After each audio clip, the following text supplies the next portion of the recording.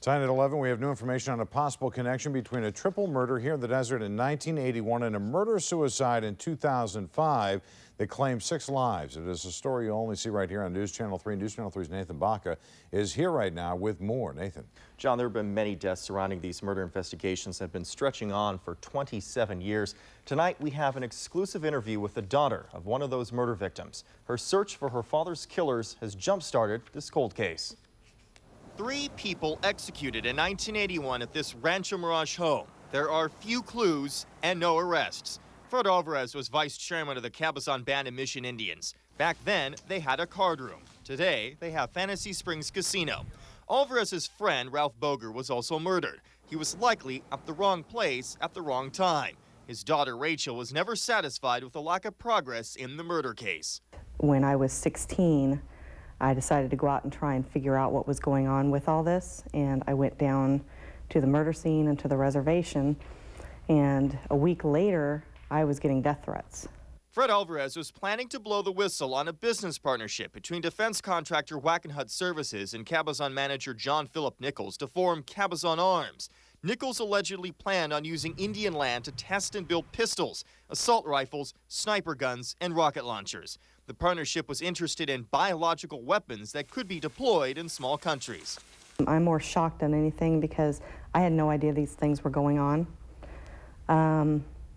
Most of America doesn't know these things are going on. It's still going on to this day. It's a big web of corruption. To help solve a 28-year-old murder, Rachel used the internet to contact government insiders and gather documents.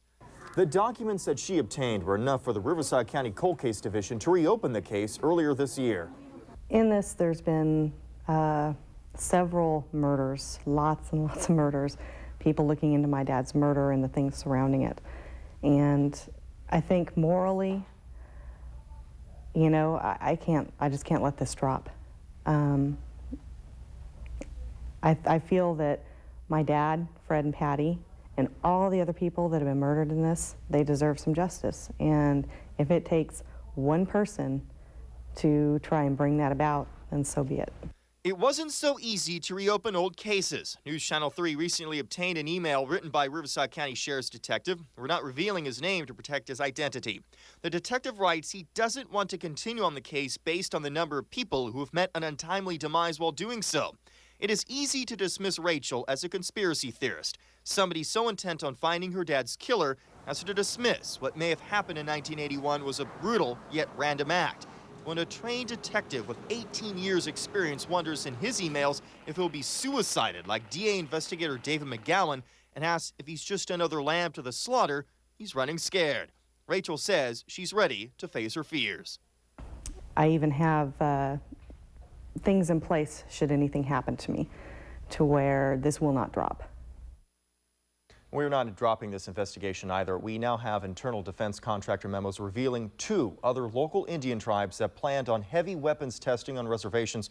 We'll expose them in our next investigation piece. If you've missed any part of this 33-part exclusive investigation, more than 1 year in the making, catch up with our reports on KESQ.com. On the right-hand side of the page, click on Special Reports and then inside the DA's office and DHS Police. So our latest information right now is that the cold case detective is still interviewing sources very close to this investigation. All we know for sure right now, there will be more twists and turns. Certainly. Okay, thank you, Nathan.